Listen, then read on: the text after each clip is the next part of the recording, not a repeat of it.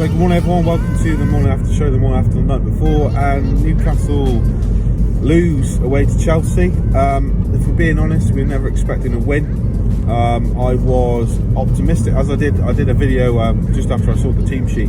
I was optimistic. I thought we might be able to get a draw, or at least a good performance, because, you know, 4 at the back, the sort of 3 in midfield. I thought it was going to be a 4-3-3, and as it lined up, it looked like it was like a 4-3-1-2, with like Miggy just behind ASM and Dwight Gale, and then with your 3-man midfield of Hayden, Shelvey and Willock, which, you know, it's adventurous, it's different, it sort of congests the midfield, so pressure on Jorginho and Kovacic.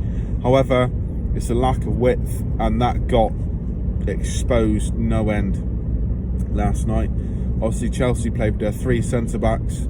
Then they had Callum Hudson-Odoi, and Marcus Alonso as like your left and right wing backs. Now, with that formation, I thought it would have been a good idea to play your 4-3-3. So you pack the midfield. You could have Hayden to sit in midfield, then Willock and Shelvey could go a little bit wider, not as wingers but as like left and right midfielders, to support Almiron and ASM. And I thought, particularly on, you know, if you wanted to play ASM left wing, you know, particularly against Callum Hudson-Odoi, that negates the threat of Hudson-Odoi, because obviously, you know, he's not going to be able to attack as much because he's being pushed back by ASM. However, I can see why he went for ASM as a striker, because Chelsea's 3 centre-backs aren't the quickest. But yeah, just a pretty disappointing, damp squib of a performance, really. Sort of 60 minutes in, I just couldn't wait for the game to end. It never looked like we were going to score. It was a bit better second half. Just disappointing. Like I said, all right, Chelsea aren't the Chelsea of old. You know, they're not title contenders, but they've got that new manager bounce. You think, yeah, we knew it was going to be tough. Ooh, you know, they're in great form. They haven't lost yet. Obviously, they laboured against Barnsley. So you think, yeah, okay, can we get at them? Obviously, Timo Werner's not firing. I said to my friend before the game, I was like, you know, it's like any player or team who's struggling out of form, just play Newcastle, and it's a tonic. A bit like Man United earlier on in the season, Derby all those years ago, Sheffield this season. And so it proved. Timo Werner, I thought, was quality. Yeah, scored, assist, looked a threat. Highlights of the game, there aren't many for us, is there? Let's be honest, there aren't many. One that sticks out is Jamal Lascelles, that tackle on Tammy Abraham. I thought it was a fair tackle. I thought it was a great tackle. It was a hard tackle. I thought he got it right. He got the execution right. It wasn't until half time when I saw Gary Neville looking at, analysing it, and you see Tammy Abraham sort of moving his right leg and unnaturally past the ball. And because when that tackle happened with Lascelles, I felt for Tammy Abraham. I'm not a Chelsea sympathist at all, ever. But I felt for him. I thought, oh, he hasn't long come back. You know, young English player. I thought he's doing well. But I'll be honest, and I'm not saying I'm glad he's injured, but after seeing him try to con the referee of a penalty and trying to stitch Jamal Lascelles up, I've got no sympathy whatsoever.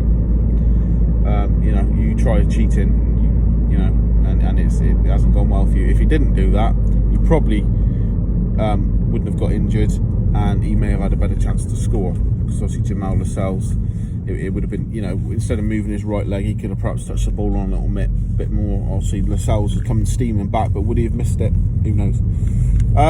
So yeah, sorry Tammy, but you got no one but yourself to blame there, pal. Yeah, it's just disappointing. Again, like I said, I was never going to expect a win against Chelsea at Stamford Bridge, but it would have been nice just to score a goal or push them. You know, good performance after the last game against Southampton was, a fantastic first half performance, and I know Chelsea are a lot better than Southampton, but it's a great first half performance. Then that heart, determination in the second half. You think, right, we've achieved something here.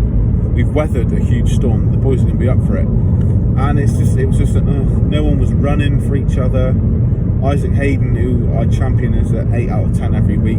Even he didn't have his best game. Is it time to bring Darlow out? Who knows? So yeah, it's just a bit. So I'm not going to spend much time talking about it because there's nothing. I like to talk about positives. The goals, Lascelles just come off him. Darlow was unlucky, maybe. Yeah, I like to sort of dwell on the positives, and there wasn't many positives. We didn't get battered, but in the end it was comfortable for Chelsea. United coming up next, not looking forward to that. However, they couldn't beat West Brom, so we've got to take some sort of encouragement for that. Dwight Gale got 60 odd minutes in his legs, so that's a positive, because he hasn't played for so long. He should be match fit, or approaching 100% match fitness in the next few weeks.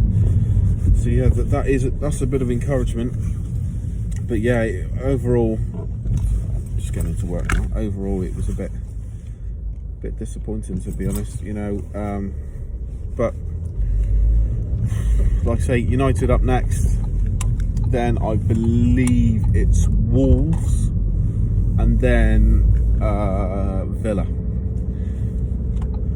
So you'd have to say, with Wolves are slowly climbing the table again, but with their relatively poor form, we've got to be getting 3 points from them, because if you look past Villa, you look to our last 6 games of the season.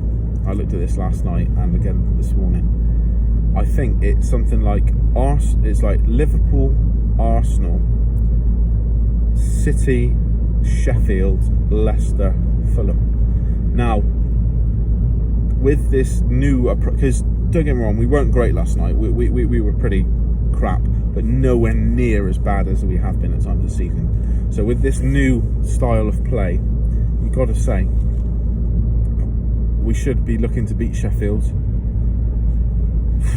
Liverpool, who knows what can happen there at the minute. City will blow us away. Leicester will blow us away. Arsenal should beat us. Then is it all going to come down to Fulham on the last day? Jesus Christ. Right, I'm going to sign off now. But yeah, disappointing last night. We look ahead to the next game. Hopefully we can get something against Man U, but you never know.